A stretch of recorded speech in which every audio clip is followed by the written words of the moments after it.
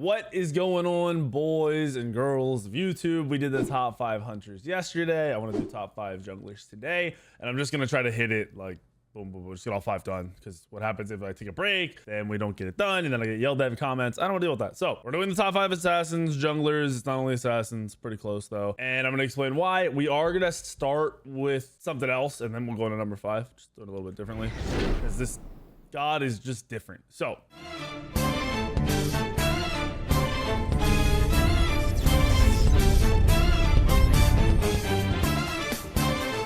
Had someone come into stream last night and we were talking about it. The best jungler to just pub stomp low level ranked, and it's Arachne. Arachne has had the highest win rate as an assassin and one of the highest win rates in the game for the last 10 years. Granted, there are some years where it was low, but for the most part, over the course of the last 10 years, this guy's win rate has been super high in lower level rank. The reason being how simple the god plays. You throw your 3 at somebody, and then when you throw your 3 at somebody, you run faster at them while you're on that 3, and you pop your 1 or your 2 and you just hold left click. It's very, very basic, right? They buffed her not too long ago, gave her longer distance on her ultimate, and they made it so her 2 stuns off of 2 autos. This is a big deal. At first, I was even downplaying it. I was like, yeah, that doesn't change anything. They also made it so you get more spiders off your 3, but this doesn't change anything. This changed a lot more than I ever thought it would. So, your hit chain on Arachne is 0.51. So if you blink on somebody, you do the quickest auto ever and then another quick auto. Now, the thing is, when you pop that 2, you're getting a ton of attack speed. That 0.5 is now 0.2, 0.3. That 1 is now 0.6. So in less than a second, you're getting off 2 autos, and way less than a second, because you also have your attack speed from your items and from leveling up. So you pretty much blink it into somebody, stun somebody, and with this build I have, you can kill anyone in that stun. I'm killing tanks in that stun, which is unheard of. Now, the reason this isn't better at higher ranks is because Arachne gets destroyed by hunters and mages if she's not on that hunter or that mage.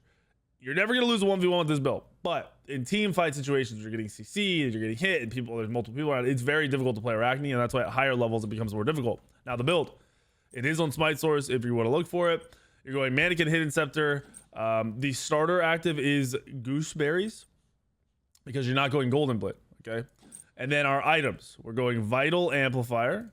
This is huge for the build, okay? Massive, massive for the build. Second item, we're going Kins. This is going to give us insane damage off of that quick attack speed. We are then going into Silver Branch. Now, when you're picking up the Shaman buff, so you're picking up your speed and you're picking one of the Shaman totems, you want the attack speed one.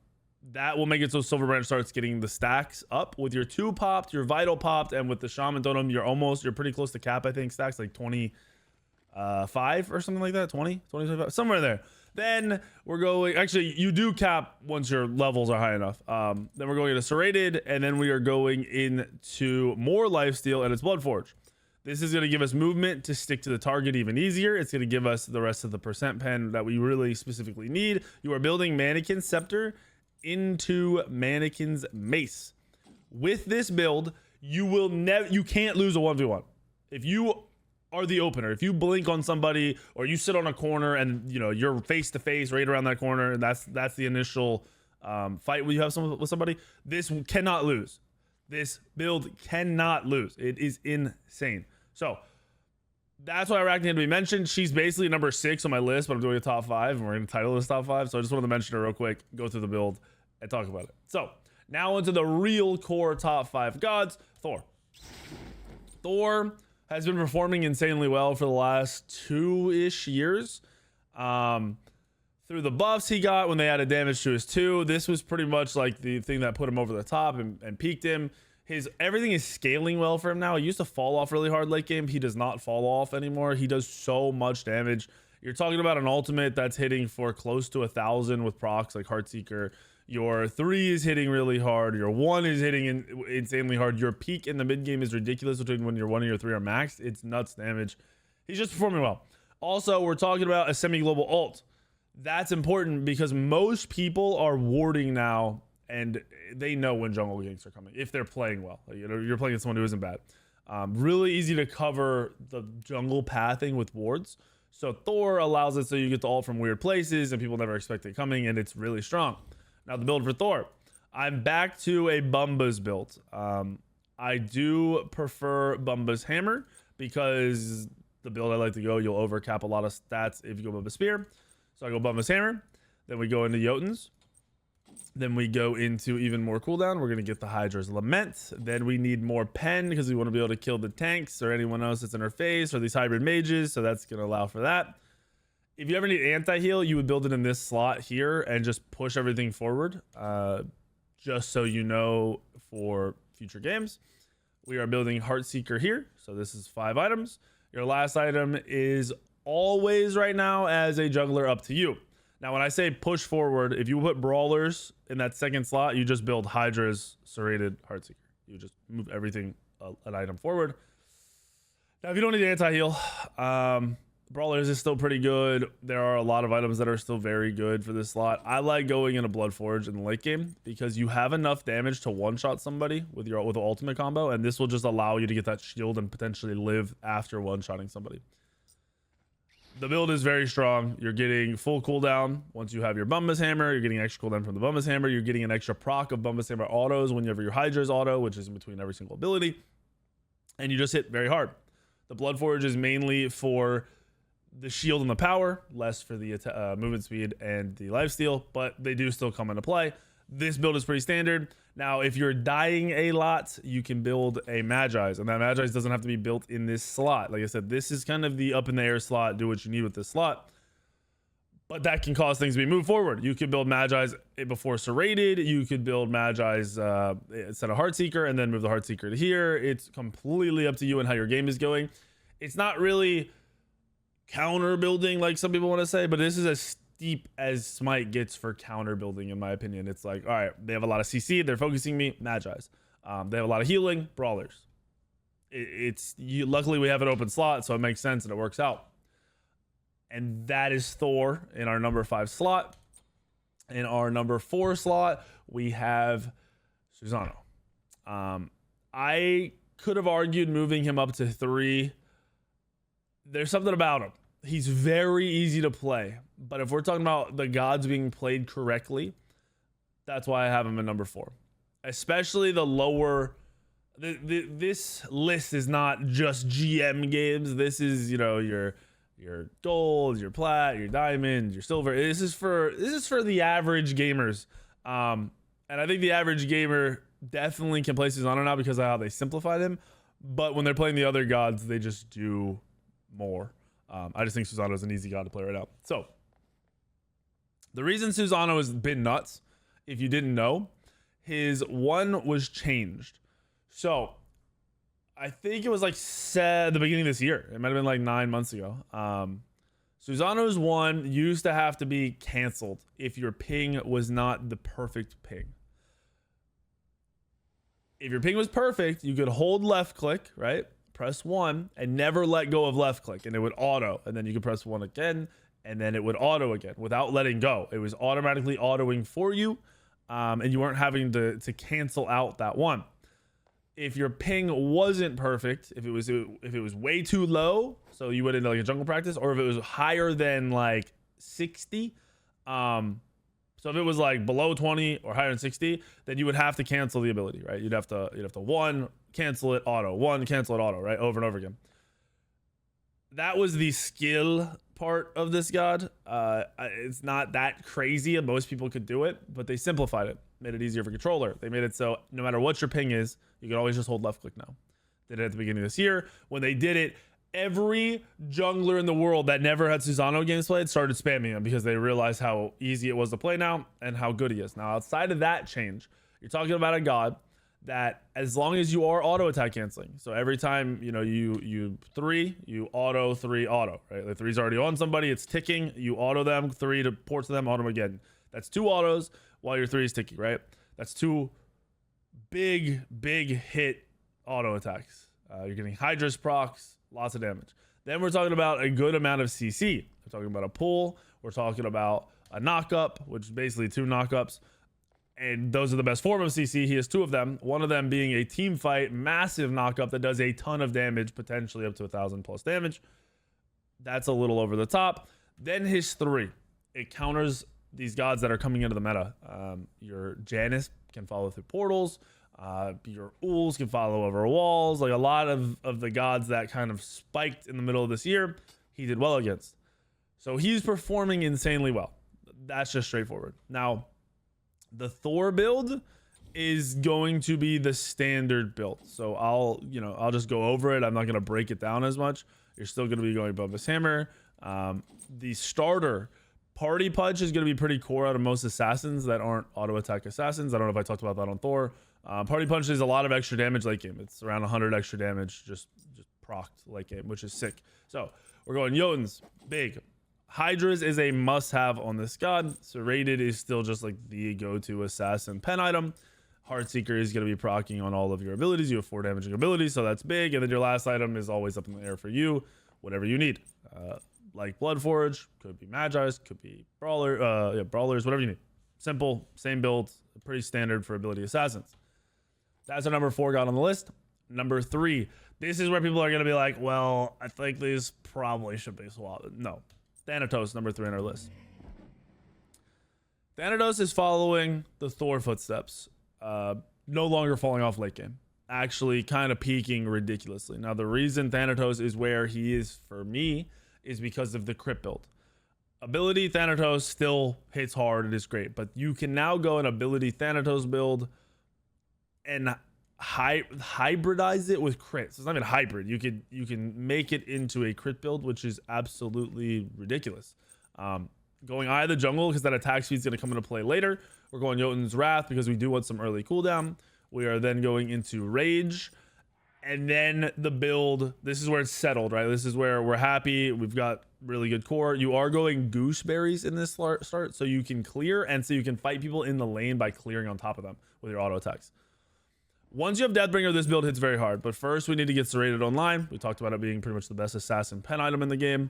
And we're not looking... We still want our abilities to hit very hard, so we're not looking to go into a dominance or anything where we're only getting auto attack pen. Then, I like to get the Deathbringer online. You will one-shot at this stage in the game. It's kind of ridiculous, the amount of damage you can do. Then, your last slot... Different people build different things. I like Hydras a lot because it makes that auto attack kind of just go nuts. It also gets you extra cooldown, so you're capping cooldown very easily with either Shaman buff or the red buff, red pot. This build though, on paper, man, I remember when I first saw the crit build, it wasn't exactly this, but it was pretty close. I thought it was stupid. I really did. But this works amazingly. If you aren't feeling the Hydras for whatever reason, you're not seeing the big crits, it's not doing what you need it to do, that is where you can go into an AA item and get your power and get your dominance, where you're going to get attack speed, you're going to be able to auto a little bit more. So if you're noticing in fights, your abilities aren't really the kicker. By the time you get the Deathbringer, you're not really feeling the crits, you're not getting big autos. Then you go into dominance to get the bigger autos that you want. But if you are kind of slamming and just, you're getting a one-off, you're autoing, you're two-ing, you're autoing, they're dead, then you're going to want that Hydras. The Hydras is going to make that speed up. Now, the big thing with this god and why this works even better than it should is your 2. Your 2, if you did not know, gives you flat penetration. So at max rank, it's 35 pen. So with this build, you max the 1, with the ult whenever you can. You max the 2 second, then the 3. 3 is last. Your 3 is used as a disruptor. It keeps them from using their dash ability or their jump ability while they're silenced. It also procs the Hydras. It's good for just creating pressure. When someone's silenced and can't use their abilities, they start freaking out. So it ends up being really, really good despite it not doing a lot of damage because you're not leveling it up. So for that god builder, that's the build. Have fun with that. I think that build is unstoppable. I really, really do think that build will pretty much carry you forever because you could miss your 1 and then still crit somebody for 1500. Like how do you respond to that, right? Like there is nothing. Now the next god, you're noticing maybe not a theme, but we got Thanatos with crit. We're going with another crit god, and it's because crit is just doing so well. You're seeing hunters critting squishies for around 1,000 when they're full build, if not a little bit more. That's ridiculous. That's 2 autos and someone's dead. Mercury playing around high power and crit can kind of do a lot of different things and play the game in a lot of different ways while just one-shotting as well. So we're going into, we are going to go gooseberries. I don't want to put it there. Let's do our starter first. We're going to do Eye of the Jungle. We're going to do gooseberries because we are not going golden blade. We are rushing rage. So not quite like Thanatos, but similar. We're getting an early rage online. We are rushing Deathbringer. Now this is massive. At this stage, your ult should insta-kill anybody. So if you ult somebody and turn and auto them to maybe 3 times, they're dead. Every time. They're gonna be dead. Any squishy, they're always dead. Even with rage, your crits at this stage will hit for 400.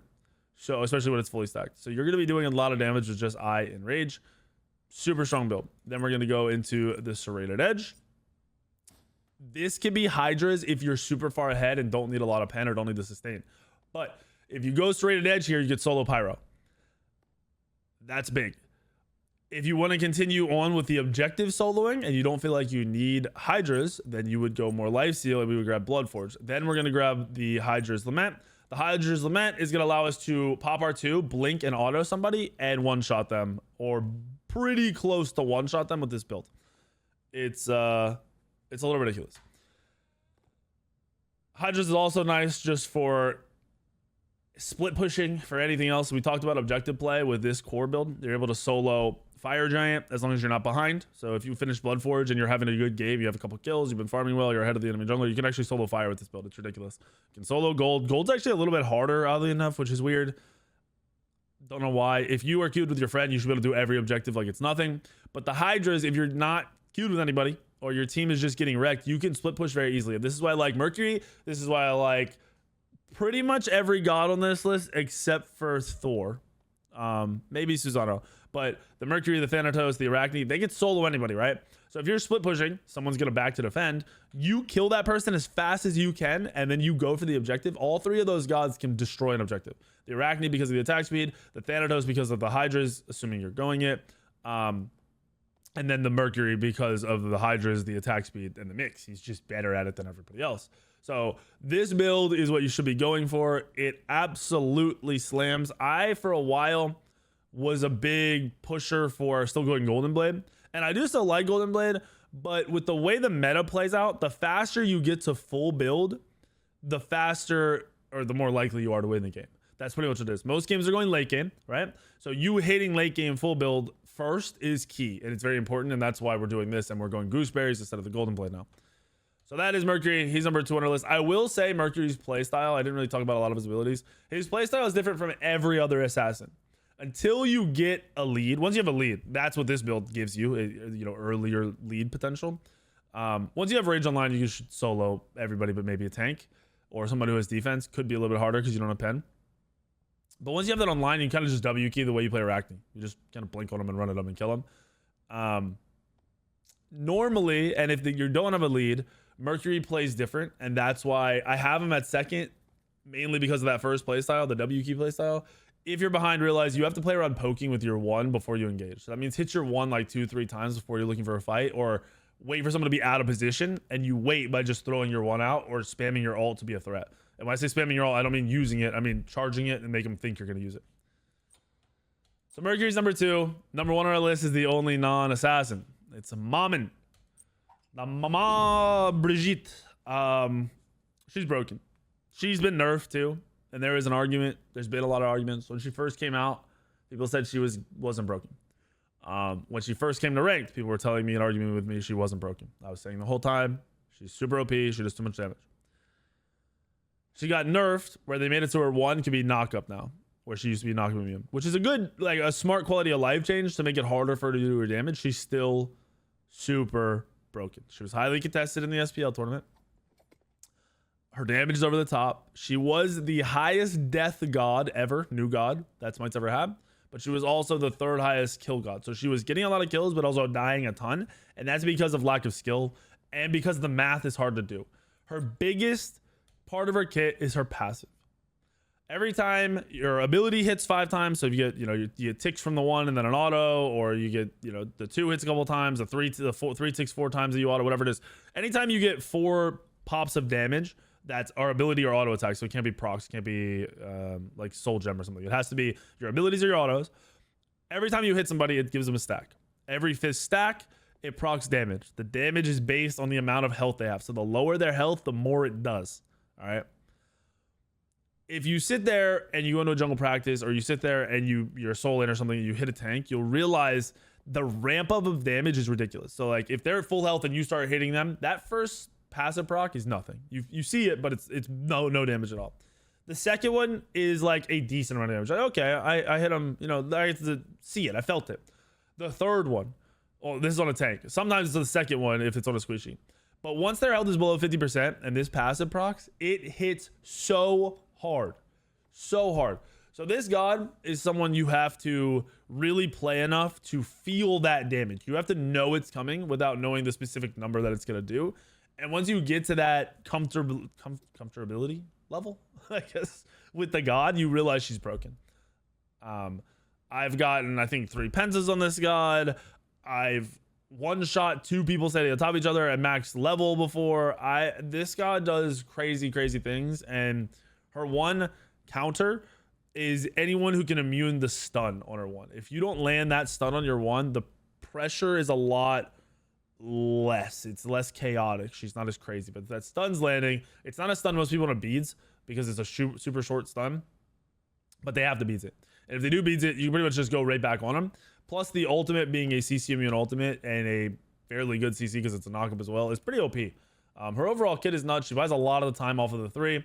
Her passive is the key to her kit though. Her build, in my opinion, I don't think there's any other build that competes with this. She can have mana problems if you're playing correctly. If you're power clearing while also trying to fight as much as possible, she has mana issues. So because of that, I go Book of Thoth. I think Book of Thoth is crazy. It's also got flat pen in it. If you ever notice, when you get your stacks, you get 10 flat pen. So it's a very high power.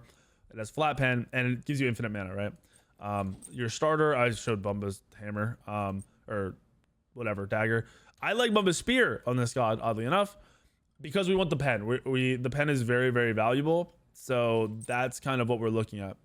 Your second slot is a flat pen item as well. It's either Spear of Deso or Divine Ruin. If they have healing, you have to go Divine Ruin here. You need to get it. If they don't, you go Spear of Deso. When I say healing, I mean the hunter is always going to be healing. So if they have like junglers like Pele that's going to sustain, or Set that's going to sustain, they have a Ra, they have Aphrodite, they have, I don't know, anyone with healing components to their kit, you're one on one divine in that slot, and you're not gonna feel it. It's not gonna feel bad. Your third slot is Typhon's Fang. Your fourth slot is Poly. The Poly's big. So I've had people baby rage at me because they just don't understand how the god works. The Poly will not proc on the breath of the one. So if you don't know how your one works, you pop it and you breathe fire.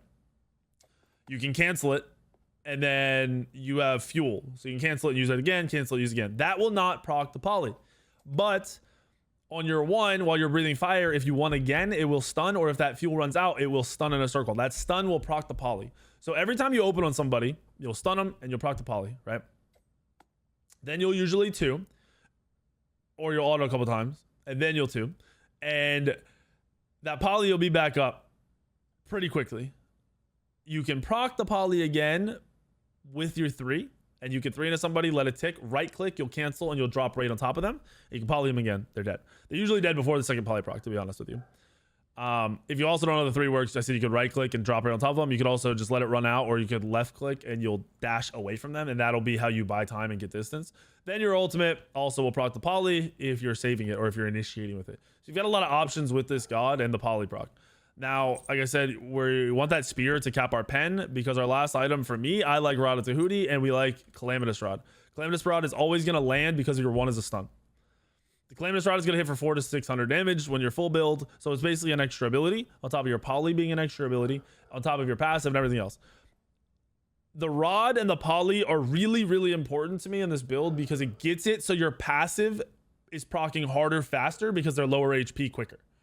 So if you're getting an item that isn't going to proc up front or isn't going to burst up front, it's not going to help you as much with the passive. But getting them a little bit lower from the Poly proc, a little bit lower from the Rod proc, is going to make that passive go super nuts. So that's where she's at. That's how she's played. That's why she's good. She's pretty much unstoppable in my opinion. She's getting played in mid, jungle, and solo. Mid a lot. I think she was contested for mid a ton in the SPL. And then in the jungle, she just runs rank games. So if you want to really just clap, learn how to play Mammon, but she's way more difficult than a lot of gods, just because it's a fact of learning when the damage is coming rather than being able to say, I'm about to do 500 damage. You just don't know the exact number off the top of your head. You're never going to know. It's just not going to happen. Hopefully this top 5 helps you. I know the Hunter one is doing very well. The Hunter one was put up yesterday. All of them will be going up as we go. Hit the like button. Make sure you're subscribed. And I'll see you in the video tomorrow, the next day, and the next day.